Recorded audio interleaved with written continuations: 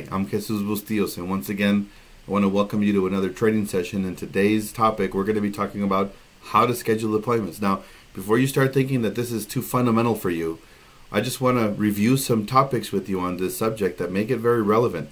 You see, most people don't have any training when it comes to phone appointments and the etiquette that you should have on phone appointments. And so what we're going to talk about very quickly is how to ensure that you have done everything you can to get the most out of every conversation on the phone, and that you increase the ratio of calls to appointments. Okay, and that makes a big difference when you're actually going to go and close a deal, because if you start out the right way and you build that rapport on the phone call, then it'll make it much easier for you when you're actually in front of the prospect. In another session, we're going to talk about how to build rapport. This is very important, but for now, we're going to be talking about what you should actually say on the phone and some of the mechanics of a good script and a good appointment setting technique. Having said that, so let's just say you've got a good script already written out, and you know the good components of a script are to keep it simple, be genuine, be excited, have some conviction, and make sure that you are conveying that you're selling the appointment. You're not selling a service over the phone. That would be a telemarketer. All you're doing is you're selling your value in getting together with them. Creating some curiosity is really your advantage on the phone. So, and you want to be focused on the service, on the solution when you're talking to people on the phone, not on the actual product features. You don't want to focus on this new phone does this and takes pictures with this level of megapixels and has this resolution. You don't want to talk like a copy salesperson that says this particular copier will print copies at this rate, etc. You don't want to be that person in insurance. What you want to do is you want to talk about solutions. So what we mean by solutions is real simple. If you're talking to a business owner and you're going to be talking to them about business overhead expense insurance, what you're going to say is you're going to say something like, when we get together, we're going to share with you some ideas and concepts that are very new, very cutting edge, that are going to help you stay in business even when you're not working. That's the solution. We're going to share with you some concepts on how you can continue to make your most important payments even when you're sitting in a hospital bed. If you're talking about sending somebody to college, you could say something like, we're going to share with you how you can continue to pay your daughter or your son's college tuition even though you're out of work. Again, you're thinking solutions, you're speaking solutions. People will really relate to that. You're helping to solve a problem. You're packaging it into something that is digestible for them.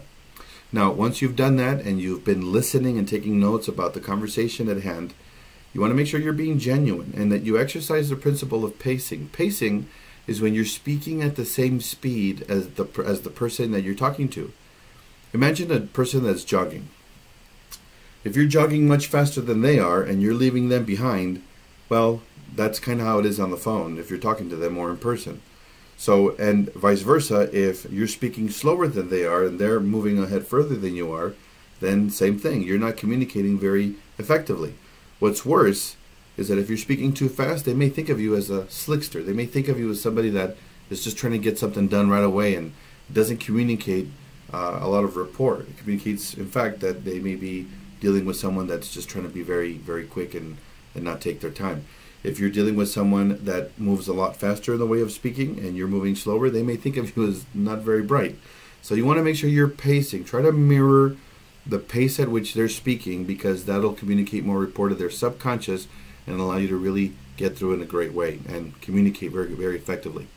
So it's important that you repeat options for them as far as A or B scheduling times. Would you rather get together in the mornings or the afternoons is usually how I start out, by whittling down appointment times. Would you rather get together on Thursday or Friday? Another level of whittling down. And would 11 a.m. or 12 p.m. be better for you? And so when you work it that way, you always end up with an appointment. You're giving them yes or yes options versus yes or no options. And by the way, just so that we respect each other's time, you want to include this at the very end. And by the way, just so that we respect each other's time, if you would please take out your agenda or whatever it is that you put your appointments in, if you would kindly, just so that we can write it in there real quick and make sure that we are respecting each other's times. Here's my cell phone number in case there's an emergency. We're going to meet at this time at that place. And if there's anything that happens, please let me know otherwise so that we can reschedule. And what's your cell phone number? And you always get a cell phone number because, again, this is a business owner to business owner conversation, or a professional to someone that needs a solution taken care of. Repeat all of the information and then good luck on your appointment. So, I'm Jesus Bustillos. I hope you got some value out of today's training on scheduling appointments. As always, own your life. Write your story. Start today. God bless.